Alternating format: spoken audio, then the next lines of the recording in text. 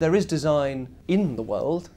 This chair is designed and we design things, and it feels like it's that sort of human urge of creating God in your own image that we presume that if we can design things and make things, that anything else that appears to work well must be therefore designed by somebody else, but then it's something that's sort of outside of the universe, which is very odd. Then you then get into a curious thing of, well, wouldn't that thing be part of the universe? And then, of course, if he designed that, then who designed him, and so on. I suppose people think, well, those things can't just happen by accident, and they sort of, I guess that's just a simple misreading of evolution. Those things have been designed, if you want to use that word, by a natural process that's taken all this time to make something that works as well as possible. So it's not surprising that these things work very well because they're brilliantly evolved. That's not, but to use the word designed is just, I think, a projection of what we do, that we find it difficult to think outside of our own little box of our own little experience. We project that onto what we create God to be. I used to do a trick. I used to go around the tables when I did magic in restaurants with a playing card. It was always the Queen of Hearts, and I would hold it with the card facing me, and I'd go to a lady at the table, and I'd say, it's interesting, people name cards that always say something about them. What's your favourite card? And there's a slight psychological push for a lady to say Queen of Hearts there.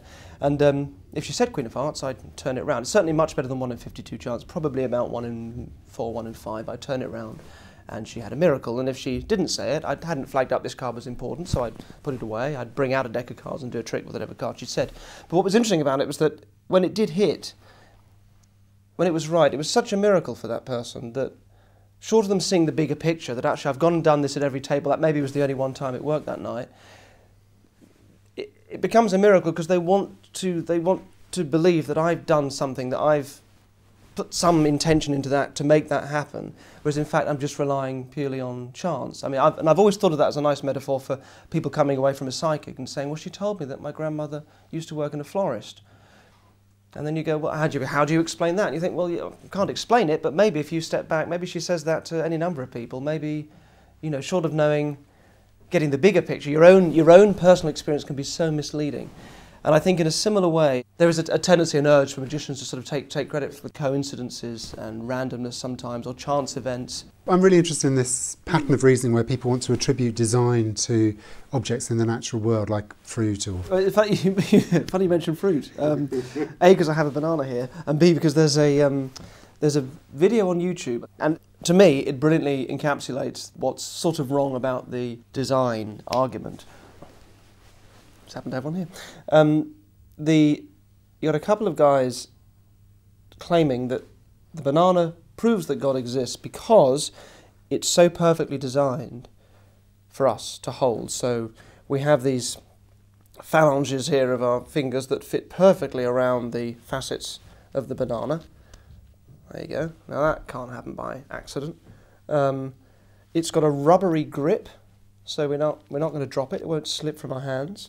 And there's a lovely moment, I can't remember exactly how it says it, but it's something like, and in the same way that soda cans have a ring pull, in the same way, God has given us this on the top, and it doesn't spurt everywhere, it doesn't spurt in your face. Yeah, that's really interesting, because David Hume, the 18th century philosopher, has a brilliant analysis of that style of reasoning that moves from apparent design in the universe to the conclusion there must have been a designer. And Hume goes through all these sort of moves, showing, I think, as a conclusion, that if you proportion the belief to the available evidence, the most you could possibly say is, and he was writing in the 18th century prior to Darwin, the most that you could possibly say is there is some designer.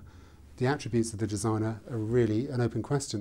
Yes, if you're making huge claims about anything, you know, if I say that I believe Father Christmas exists, it's not up to you to prove that he doesn't, it's up to me to come up with really good evidence to back up such an extraordinary claim. And I think it's such a simple thing. And the fact that was, you know, written around that Enlightenment time, and it seems so relevant nowadays. And people go, well, you can't prove God doesn't exist.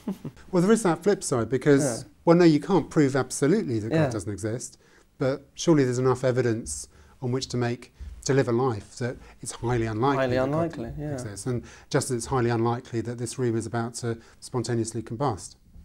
Certainly quite noisy.